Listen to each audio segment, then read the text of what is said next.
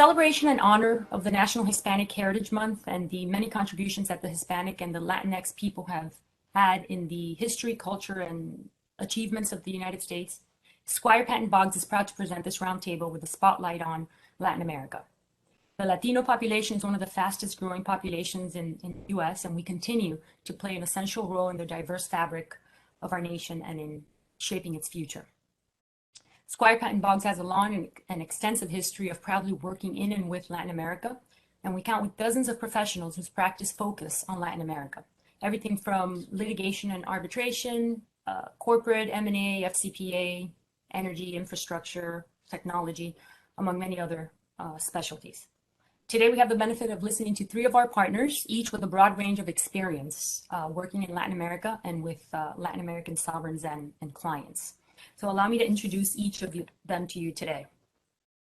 First, we have Paula Gallardo. She's chair of the Brazil desk at the firm. She's a member of the Latin American Operations Committee at the firm and a principal in the corporate group in the Houston office. She spent the first years of her career as a business and transactional lawyer in Brazil before moving to the US in 2006 to pursue her LLM. Paula is dual qualified in New York and Brazil and focuses on cross-border corporate and commercial transactions, mostly in the chemicals, energy, industrial, and manufacturing sectors. Her transactional practice includes mergers and acquisitions, international contracts, and anti-corruption compliance issues. Paula has extensive experience representing US and Europe-based companies doing business in Latin America, particularly in Brazil, and Latin American companies doing business in the US. Currently, she serves as regional counsel for a public chemical company in Latin America with operations in Brazil, Chile, Argentina, Mexico, and Colombia. Thank you, Paula.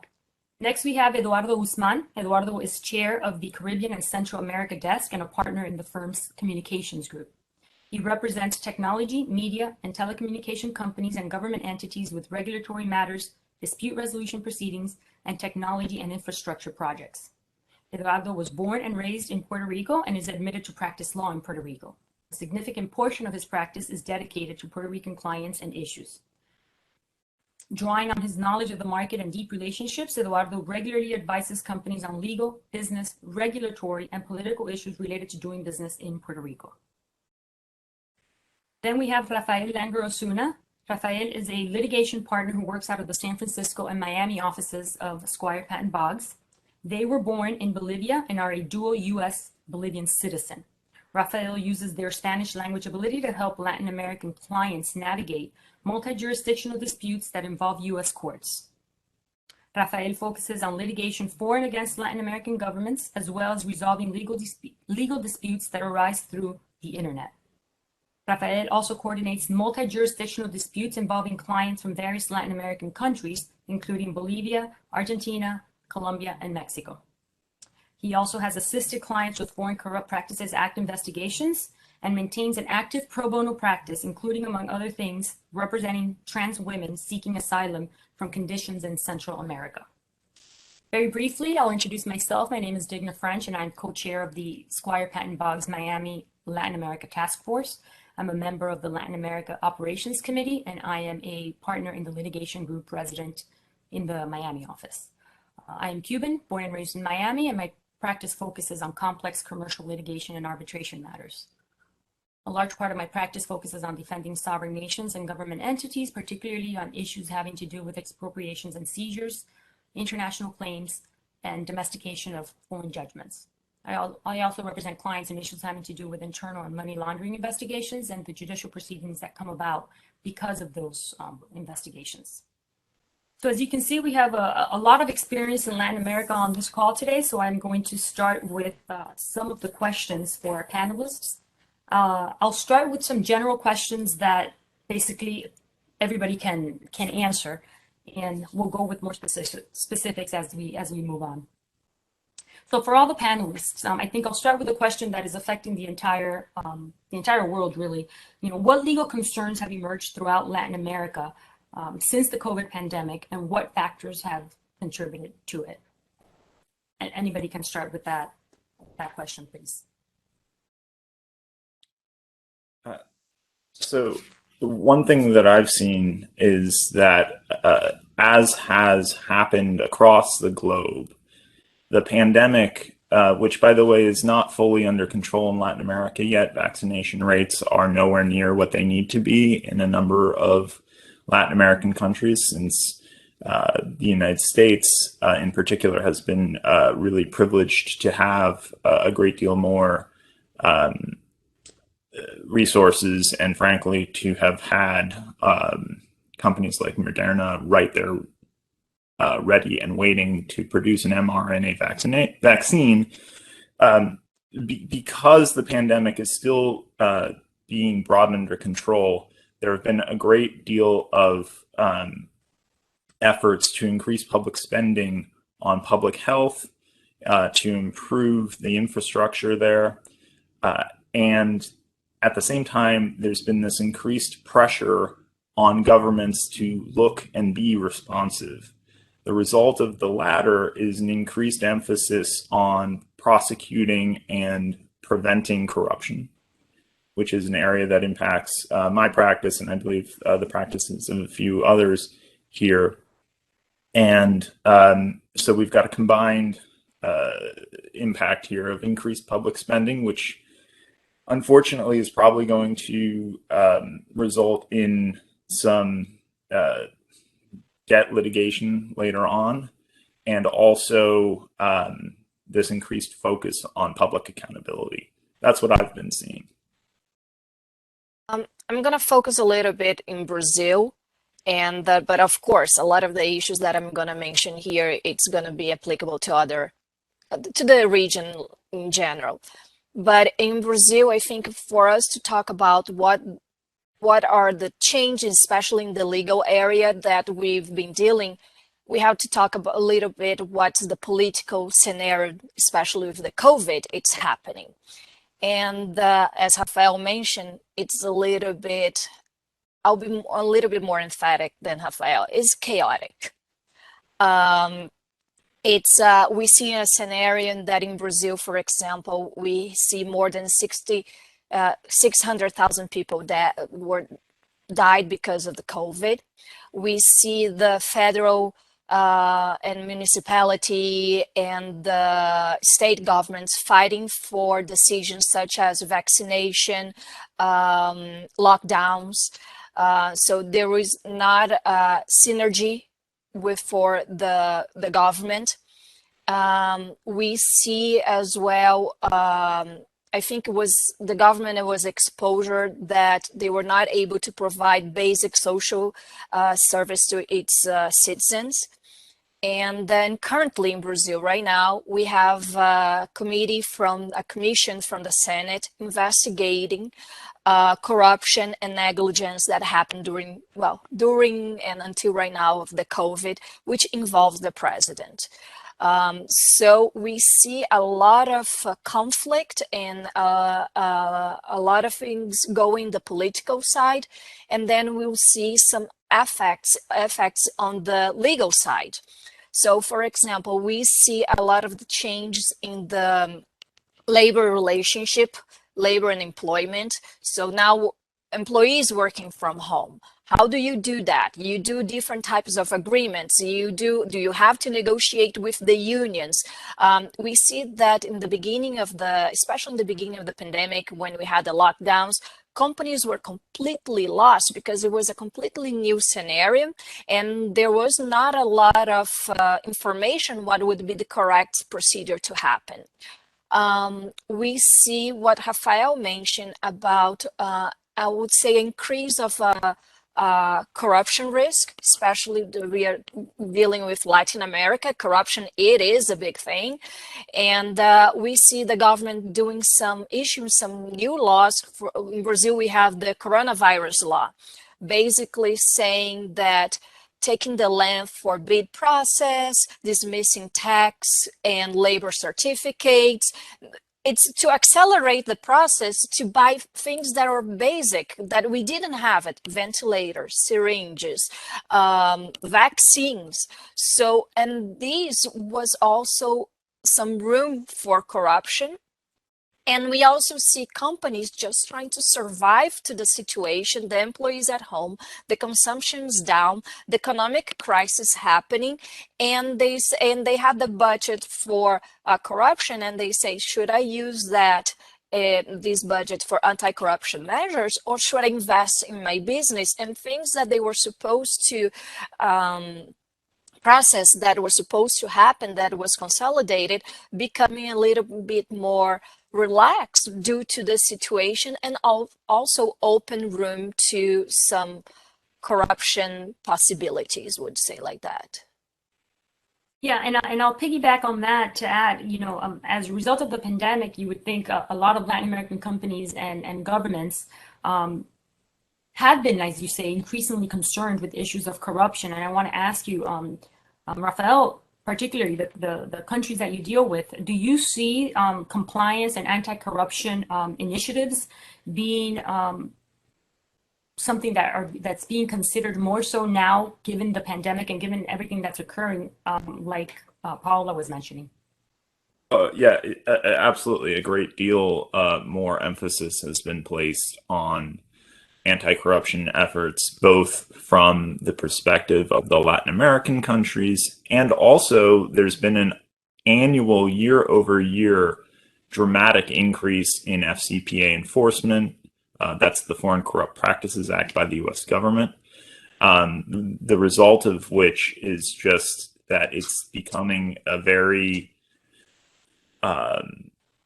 important area in which to emphasize and redouble compliance efforts. I mean, right before and during the pandemic, also a number of scandals broke that spanned Latin America that received a great deal of public attention in the press there, in the press here, and even in things like specials that are available internationally that you can watch on TV. So the emphasis has really become significant. It's always been a practice area that's been of importance to Latin America, but there's a particular focus on it in the last couple of years that has really made this an area where it's absolutely critical to be fully compliant these days. But I wondered also what Eduardo's take was on that last question, especially as impacts Puerto Rico. Oh yeah, sure. And I mean, I was my first thought is that we talk about the region. I think things have really been, the impact has been quite inconsistent throughout, right? Depending on the countries. And I remember I participated in a panel hosted by the ABA International section. We had a few people from a few different countries, and even then, early on, it was kind of stark to hear how the approaches were kind of different. Now, we're almost a year and a half later, and we can see some of those results. I mean, in looking at it from big perspective, I think the inability to travel, the inconsistency with travel policies has been a big impact, right, in trade, and I think from the perspective of attorneys as well, right, in the inability to visit, right, with the kind of ease with which I think many of us were used to, and that's something that we're still feeling. I think one thing, and I'm going to exclude Brazil from this comment, but certainly saw it in Puerto Rico and some other countries, is how vaccination did not become, and COVID measures in large extent did not become a political lightning rod in many countries, and certainly that was the case in Puerto Rico. Yes, there might have been people opposing some of these measures. Yes, there are people that may be more resistant to vaccination, but it didn't become a political lightning rod that truly divided the jurisdiction, and that has been, I think, incredibly helpful, not only in getting one of the highest vaccination rates in the Western Hemisphere, but also allowing the government to go to what Rafael was referring, which is allowing the government to focus more on restoration of service, to focus on how to address the people's needs. With it helps when you get millions and millions of dollars from the U.S. government to help on some of these measures, as Puerto Rico does. But there was a significant influx in that, and an influx, for instance, part of it was directed towards programs to subsidize access to mobile internet plans, to be able to better connect students and teachers. So I think that's kind of on a big perspective what we see, and now we see kind of different stages, right? And depending on the country, I mean, Puerto Rico is, I think, in a way more advanced stage of leaving the pandemic behind, or not exaggerate, but certainly in a more advanced stage of getting things back to normal. And you see it kind of, I think across the board. But again, I think one of the fundamental premises there was that the ability of the government to implement measures did not become a political football, and that's a big difference, I think, for certainly for Puerto Rico. Yeah, and to comment on the regional variability, some countries simply got hit harder earlier on.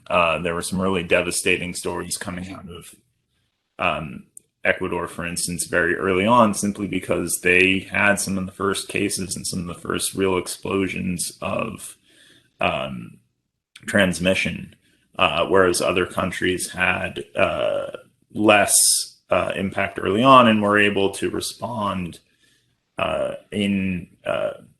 really seeing what was being done in other countries and being able to have that forewarning, that advanced knowledge that other countries simply didn't have the benefit of because they got hit early.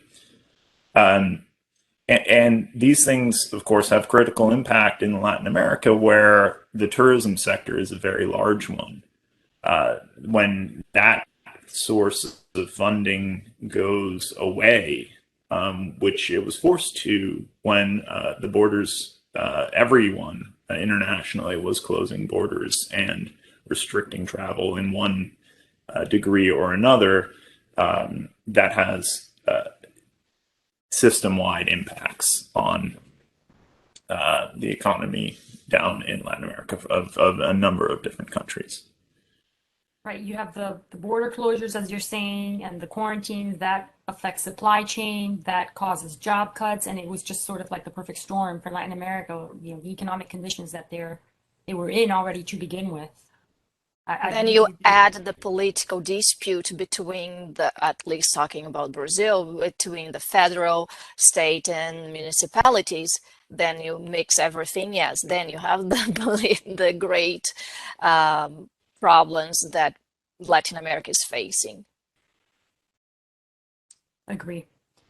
So let me move on to another question.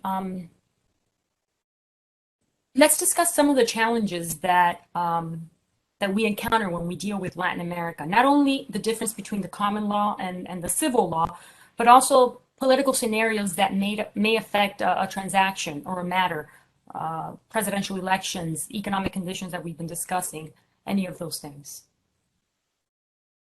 Yeah, so as a litigator, one of the things that I think is always critical to keep in mind when dealing with Latin America, especially when litigating matters here in the US, is there simply a different legal system between here in the US, where it's a common law system, and Latin America, where it's a civil law system, generally speaking, with varying degrees of implementation. But what that means is here in the US, we're coming from a legal tradition that has an emphasis on the input from fellow citizens and in particular, the decisions of judges, where the language used by a judge gets parsed very closely. And in fact, it can have more impact, more weight than anything else, really. Whereas in the civil law tradition, which is stemming from Roman law, reinterpreted by Napoleon in the Napoleonic Code, and then implemented throughout most of the world, other than, generally speaking, the English-speaking countries, you have a very different emphasis, and that is an emphasis on the statutes. the interpretation of the statutes, how the executive agencies are implementing not only the statutes, but their regulations. When you have those, and frankly, the role of the judge, at least in some instances, has been analogized more to that of a clerk almost. When you have that stark difference, it's absolutely critical to early on invest in not only counsel who understand that, but also expert witnesses who are able to explain and make clear the distinctions to the judge and any other decider of the law in your dispute here in the United States. So that's one critical piece.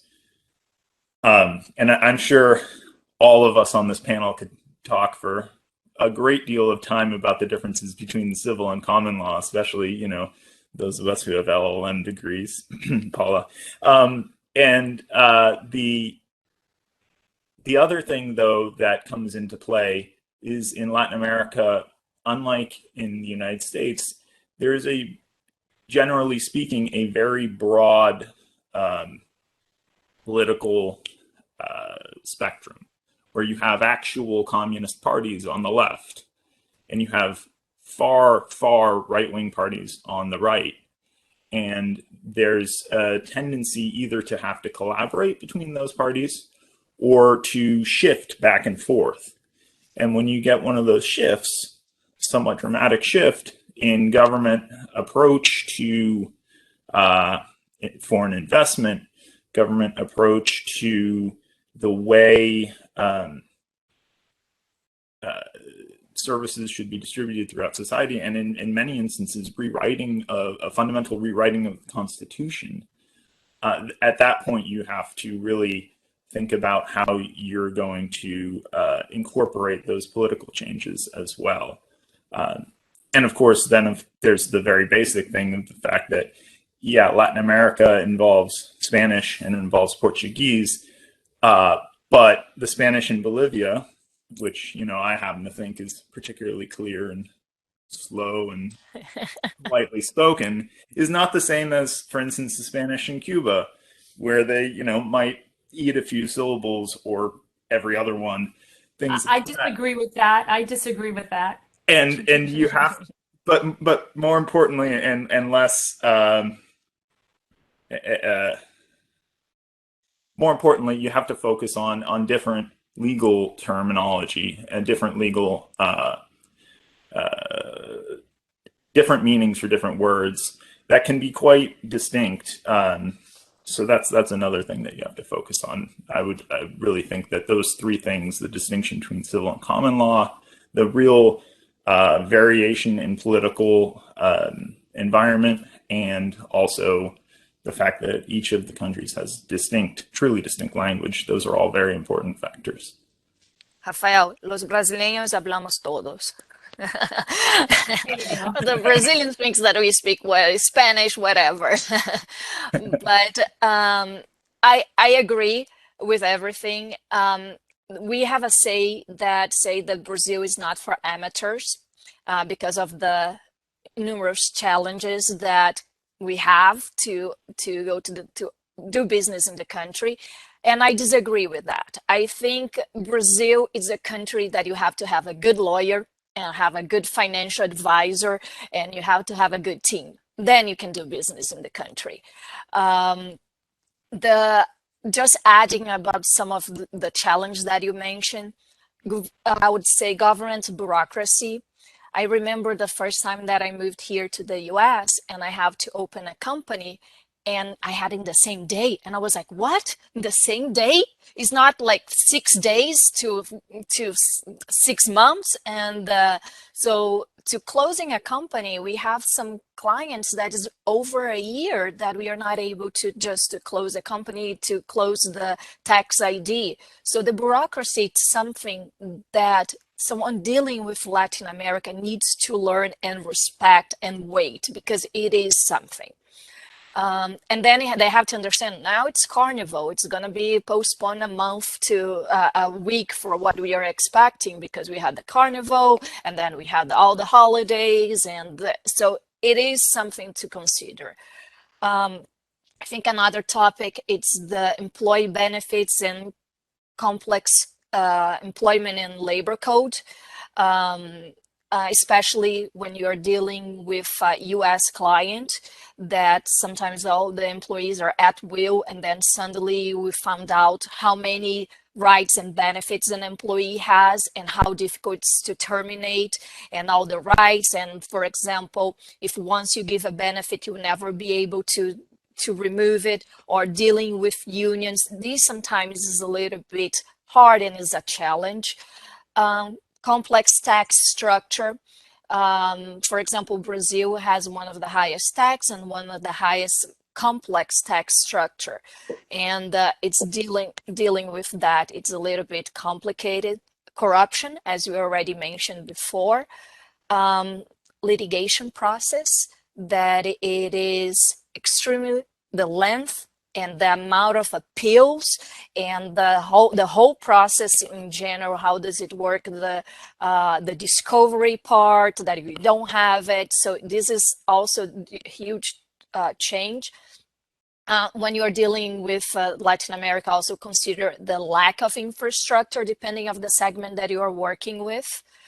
And not talking about the political, for example, Brazil is going to be election for next year. And right now we don't know what the candidates is going to be. If we had the election was to be today, it would be the Bolsonaro, the current president, and Lula, the former president that was in jail for corruption.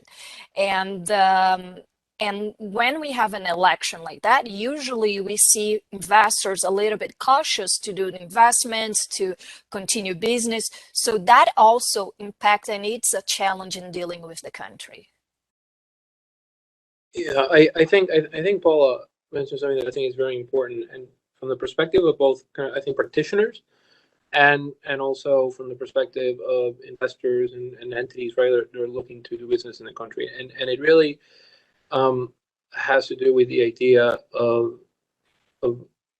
really having a good team, and a good team that goes beyond just the narrow understanding of the law and the regulations, right?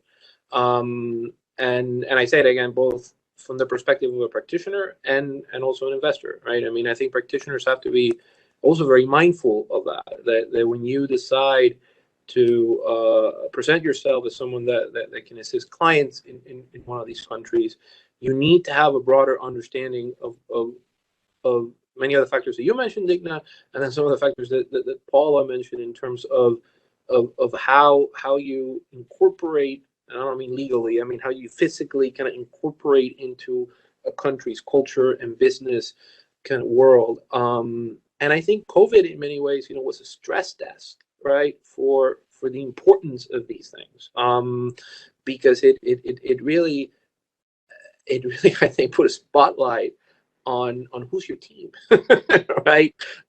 When you have to deal, and even from, and I'm going to speak now from a practitioner perspective, as things develop very quickly in a country, as executive and presidential kind of decrees were issued, as these kind of very particular labor conflicts came in, as a practitioner, I think that many of us found ourselves saying, well, let's say our relationships locally with local practitioners, with other people in the country were tested, right? And if you had those good relationships and you had access to local counsel who are truly partners of yours in these efforts, I think you probably survive these stress tests very, much more successfly than those that found that maybe those parts of the team were a little more shallow. And look, in the case of Puerto Rico, you want to talk about the stress test, since in the last 4 years, thinking about the factors that Digna was mentioning in her question, destructive hurricane, protests that led to the resignation of the sitting governor, earthquake, an election during COVID, and then all the impacts of COVID. it is when you're hit, I think, from all angles in that way, that you look at the importance of the strength of that team. I think that Paula was referring, and that applies across the board. Every country in Latin America might be different how you apply it, but it is critical. Eduardo, since you mentioned the hurricanes and everything else that unfortunately Puerto Rico has undergone, can you discuss the post-hurricane and all these post-event reconstruction efforts in Puerto Rico and the opportunities that they present for clients and for firms? Yeah, sure. Yeah, it has been, I think, in many ways, maybe a process that has been slower than what many had expected and what many would have wanted. Hurricane Irma and Maria made landfall in September 2017, so that's been a while now. And yet, it is probably now and in the next probably 2 or 3 years that we're going to start seeing the real impact of the influx of reconstruction funds and actual projects and the like. And it took a while, and as I said, most of the people wanted. I think it's part of the blessing and the curse, right? I mean, in this sense, Puerto Rico for reconstruction efforts is able to count with significant, I'm talking billions with a B of dollars from the federal government directed at different areas of reconstruction. Now, those that are more in tune with the federal government and FEMA would also not be surprised to learn that those processes can sometimes take a long time. And the Trump administration maybe was not the best at facilitating those processes. And we're talking again about processes that really go to some of the issues that Paula and Rafael were mentioning, right? How you distribute these monies in a manner that is transparent, that promotes a good use of taxpayer funds, and that address the actual needs. For that, all that kind of assembly, if you will, has taken some time, and now we're in. I mean, now I think we are at that stage, next 2 or 3 years, where you're going to see particularly big impact on the energy sector, which is receiving billions of dollars in aid. You're going to see it in other areas of infrastructure beyond the energy sector. I'm talking, water sector, ports, roads, all those kind of fundamental areas of the economy. Next 2 or 3 years are going to be receiving a significant amount of funding. And projects are going to start.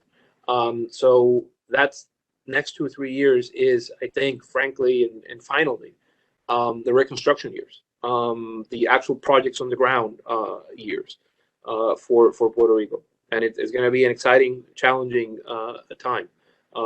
But there's really probably no sector that's not touched by this influx. Okay, moving on to back to the general questions. Where do you all see the legal landscape of the region in the next 5 years, for example? And also, if you can touch upon how is our firm Squire Patton Boggs already assisting clients with these areas of opportunities, and what are we doing in order to be ready for the next 5 years in Latin America? I see that, at least with respect to my practice, there are going to be 2 areas that are going to be very interesting as they evolve. Right now, given the number of and emphasis on corruption investigations, I anticipate that, first of all, as we have been doing for a very long time, we will continue to help companies address those investigations.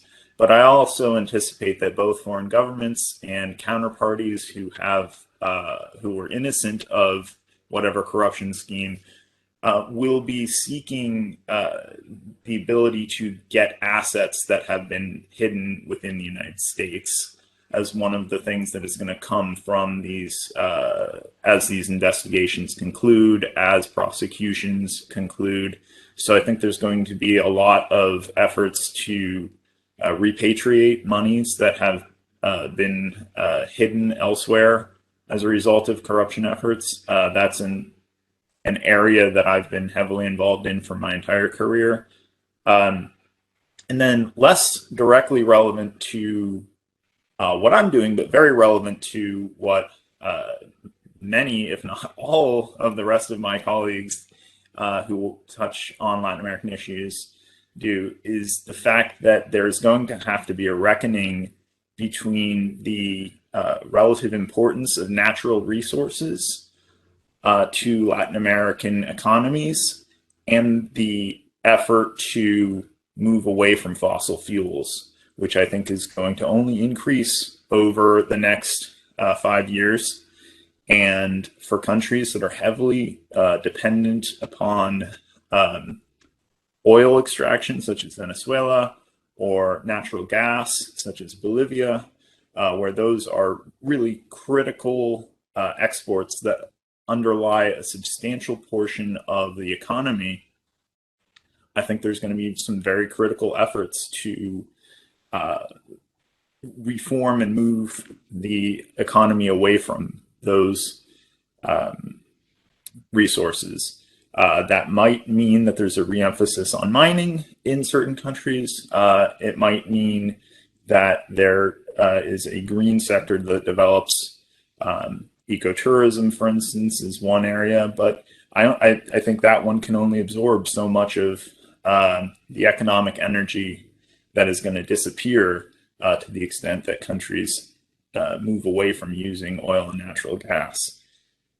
And one area where I think this is probably more for the US government, it's going to be absolutely critical to make sure that this country is positioned better on is, I think over the last few years, Chinese investment has really made a great deal of headway in Latin America as well as Africa, but we're talking about Latin America today, and taken over a lot of the roles that were previously occupied by US investors.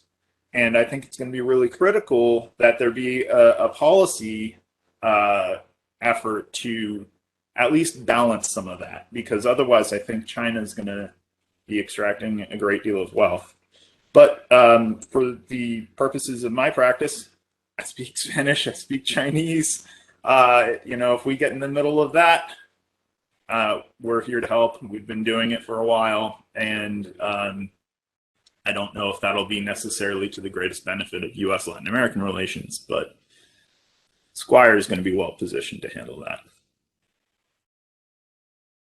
Before I answer, which I agree everything what you said, when you mention about the anti-corruption and you see that vision for the future and then everything, one of the question is like, we saw the Carwash scheme, which involved several countries in Latin America.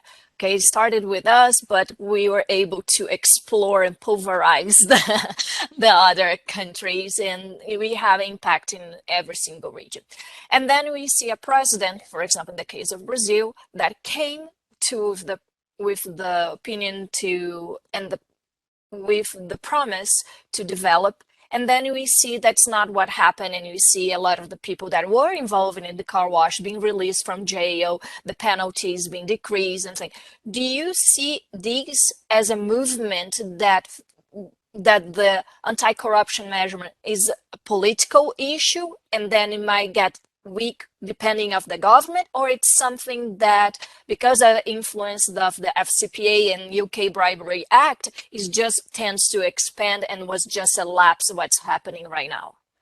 Well, I see three threads really. I mean, you've identified the political, you've identified the Foreign Corrupt Practices Act, UK Anti-Bribery Act thread, where there's enforcement based on shifting politics in different countries, right? There's enforcement based on US policy, based on UK policy. But I think there's also a third thread of in all of the Latin American countries I interact with, there are consistent prosecutions for clear and obvious corruption that span um, different administrations, even administrations that swing dramatically from left to right. There are institutions in place that are being mindful of these issues. They are, in fact, continuing to prosecute these issues. They are, in fact, continuing to seek redress, to seek repatriation of funds. And then finally, concurrent with that, the institutions within the economy, there are also private actors who have been affected, who are going to seek to get economic redress. So I do think it's a political issue, to respond to your question. I do think that it's also something that's affected by US and UK policy, but I do think that there is a consistency as well in institutions that span different administrations, which is, I think, something that you're seeing reflected, for instance, even in the COVID crisis in Brazil, where there's this tension between the federal and the state governments, where there's this dramatic shift at the national level, but the state governments are trying to make sense of this and still keep a consistent policy. So I hope that answers your question in a useful way, but I think that there will be a great deal of work generated as a result.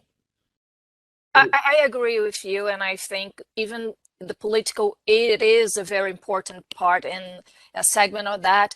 They will not extinguish or diminish the importance of anti-corruption laws and measurements in those countries. I would throw, Digna, two things that are a little non-traditional when we talk about Latin America looking at the future. I mean, international arbitration, corruption issues are probably always going to be in a list of predictions of what we're going to be doing the next 3 or 4 years. But I'll throw two that are a little less traditional, but I would keep an eye on. One, I think it's more for the entire Latin American region, and it has to do with the telecommunications sector, right? I think the COVID crisis, pandemic, and the response, really is going to has forced, and is going to continue to force governments to look at their telecommunications sector, how their people are connected. And I think what you're going to find is governments at different speeds, but they're going to get there, reevaluating how spectrum is being used in their countries, reevaluating who has what amount of spectrum, looking at prior concessions of spectrum, and maybe starting to question whether those could be changed. And spectrum, was awarded by governments, and private investors have some sort of property right or contractual right to them. So as that dynamic goes on, I think we may see some work and some interesting developments from the investor side if those arrangements are changed dramatically, right, in a way that affect the investments. And the second one is more in the Caribbean, and I think it has to do with the supply chain, and it has to do with these efforts and thoughts about how to bring manufacturing closer to the U.S. There was a push, maybe more political than anything else, during the latter part of the Trump administration, going to that. There's still a lot of discussion as to that. I think when you look at the Dominican Republic as a country that has a free trade agreement with the U.S., I know our partner Alex and I were part of a roundtable some time ago that looked at that from the perspective of Puerto Rico. There are some potential changes going on right now that have to do with the OECD negotiations and the current discussions in the U.S., where there's a proposal on the table to change the tax treatment for U.S.-owned companies in the territories, with the Virgin Islands or Puerto Rico. Depending on how all that works out, I think there might be an impetus to look at, again, maybe Puerto Rico, the Dominican Republic, as places where it may become more attractive again to look at it as a base for manufacturing, especially if it gets a policy push from the U.S. government in terms of wanting to promote that. I don't know if that's going to happen. There's too many variables right now, but it's something I would definitely keep an eye on the next 2 or 3 years for the Caribbean. And just to add about the firm initiatives in the region, the firm is very well structured. We have for the Latin America team. So we have several initiatives. We have the operating committee that has 6 people from the firm all over the world that participate.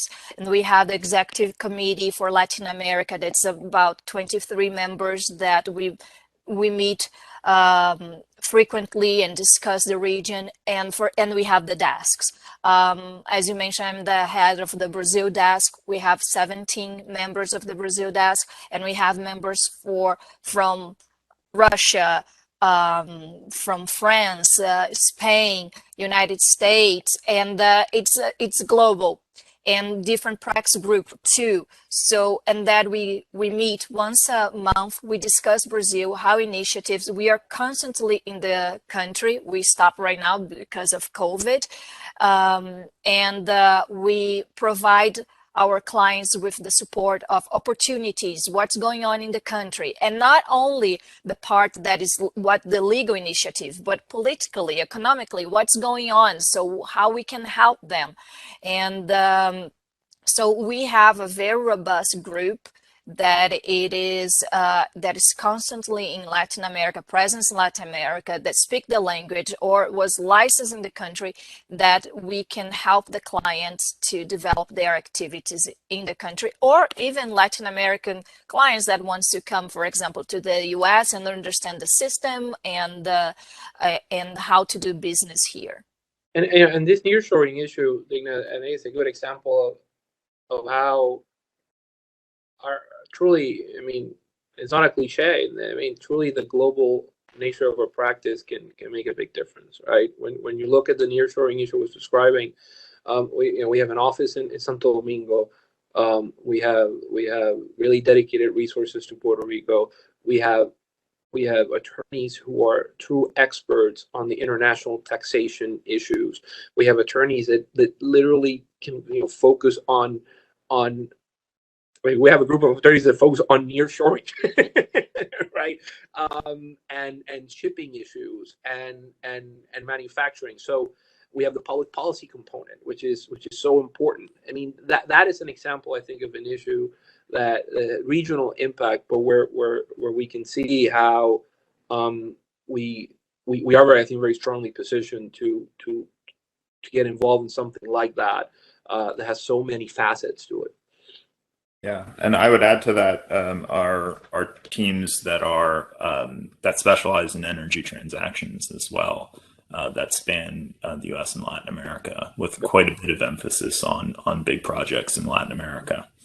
And from the litigation side, I think one thing that's worth noting is just because a dispute appears to be wholly based offshore, or to be exclusive to Latin America, or to span Latin America and China, for instance, as I mentioned earlier, it doesn't mean that there isn't a role for U.S. counsel. Many of the parties and institutions that are implicated in these sorts of disputes have materials available here in the United States. So earlier, Paula mentioned discovery. Discovery is not really something that goes anywhere near the same depth in Latin America or in a civil law system as it does here in the US. This is, not to get too far into a tangent, something that often shocks Latin American clients, as well as clients from just about any other jurisdiction, the degree to which private parties can obtain information about other private parties just because some sort of lawsuit is underway. Well, that ability is not limited to active U.S. lawsuits. There are mechanisms where litigators here in the U.S. can help obtain information relevant to those disputes here in the U.S. So, for instance, when parties or third parties are using the US banking system, there are ways of getting access to the information of what transactions have occurred here in the US. When they're using the telecommunications networks here, there are ways of getting access to that information to assist in disputes in other countries. And I mean, Digna, as you know, we are very well positioned to do that because we do that all the time. So yeah, we have quite a few groups that are standing ready and simply waiting to assist on all manner of matters that touch on Latin America. Paula, earlier you mentioned that you disagree with the saying that Brazil is not for amateurs.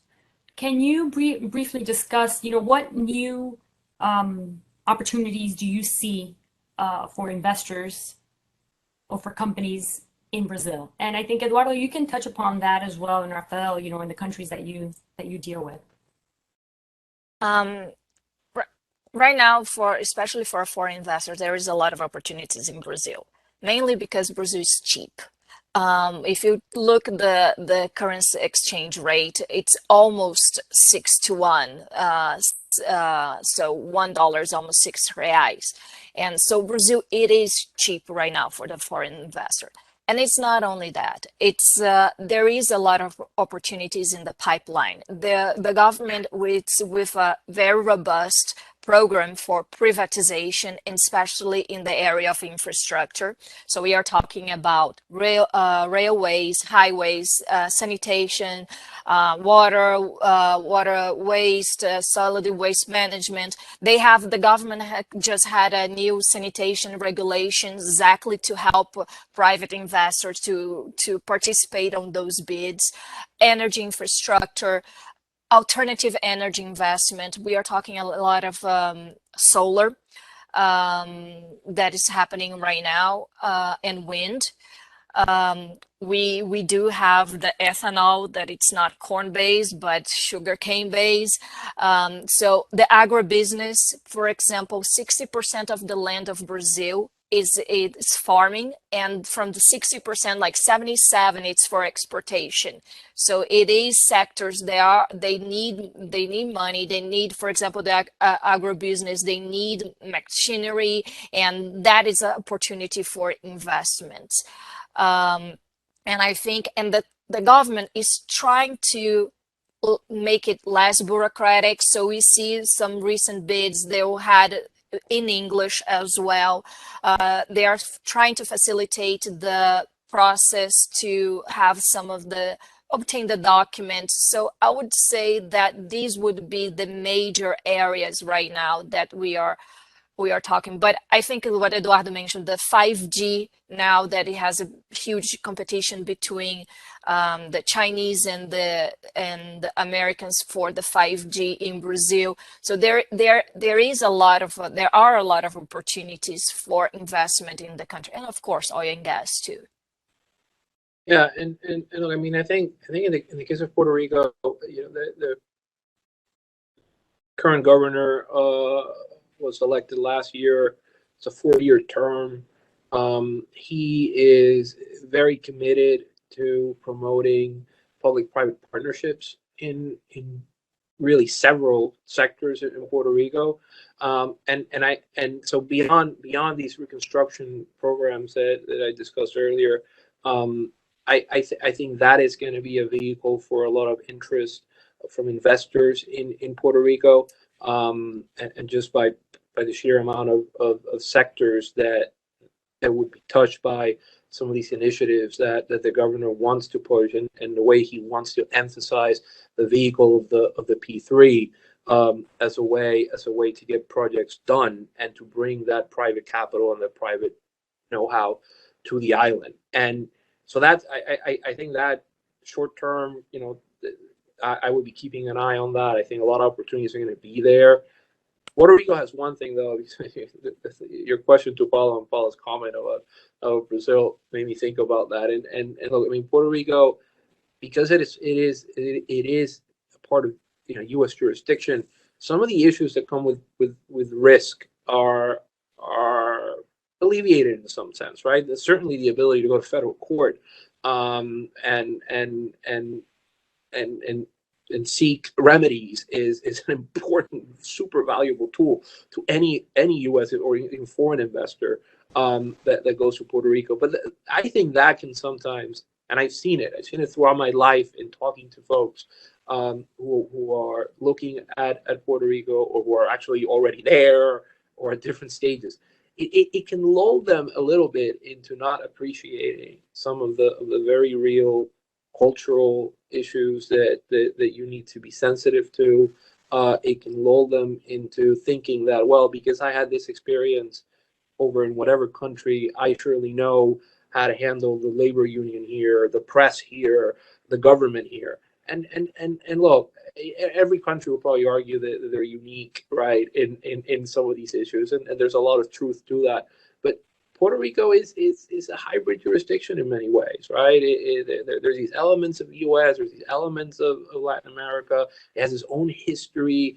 When you're talking about projects like P3, Puerto Rico has its own history with P3 projects, the privatization that you have to understand.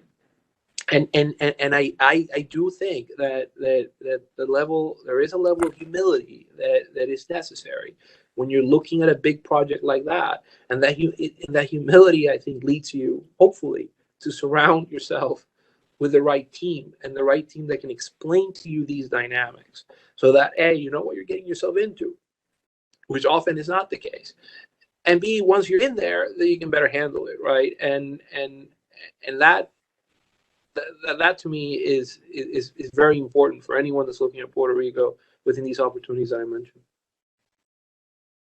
I would echo a lot of what Paula and Eduardo have said about Bolivia, Argentina, and Ecuador, among others. I only have a minute or two, so I'll be very quick. But there are a lot of industries, especially as those countries start coming out of the COVID-19 crisis, and that is the trajectory. There's a positive economic trajectory right now in Bolivia in particular, as well as Ecuador. And there are also new administrations in place that are really looking to make sure that their countries are in a better place, better positioned to accept foreign investment. And so each of those countries is got a positive outlook to it, especially in the short term right now as things come back. But Eduardo's point cannot be underemphasized. I mean, cannot be overemphasized rather. Having a team in place that is able to help you navigate the local economy, all of the folks that you need to talk to, and to understand the history, the different history between private public investment in Bolivia versus Argentina versus Puerto Rico is just absolutely critical. So having the partnerships in place to do business well is just absolutely essential.